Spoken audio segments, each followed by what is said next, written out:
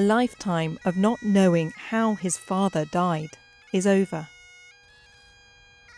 An unmarked grave now bears his name. Michael's father was killed fighting in the Korean War, but his body has only just been identified. What was it like to receive that news? The emotional release was just, well, I can't describe it. I just wailed like a banshee for about 20 minutes. I'm so ill, I don't have a lot of time left myself. I had written it all off. I thought, what a waste of a life. We'll never find anything out about him. We have no remains. At the going down of the sun and in the morning, we will remember them.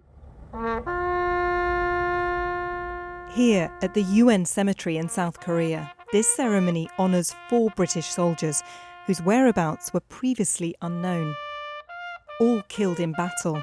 It was thought their bodies were lost for good.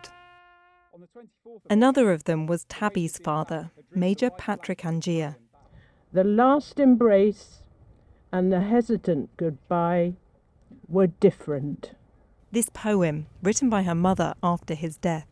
When I was a child, in those days in the 50s, people didn't talk about anything to do with wars, and I didn't know. I knew he'd gone, but people in the village used to say, oh, those poor children, they've lost their father. So I used to think, if he's lost, they're going to find him.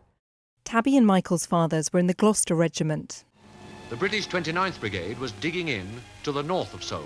They famously fought in the Battle of Imjin River, holding back the Chinese army for just long enough so the Allied troops could regroup and defend Seoul. It's fantastic to actually see the grave finally has a name on it. The painstaking work to identify these soldiers was done by Nicola Nash. She pieced together the puzzles using burial reports, letters and eyewitness accounts.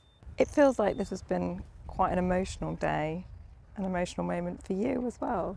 The children have spent their whole lives not knowing what happened to their fathers, and for me to be able to, do this work and then bring them here to Korea to actually come to the grave and say their goodbyes and have that closure, it means everything.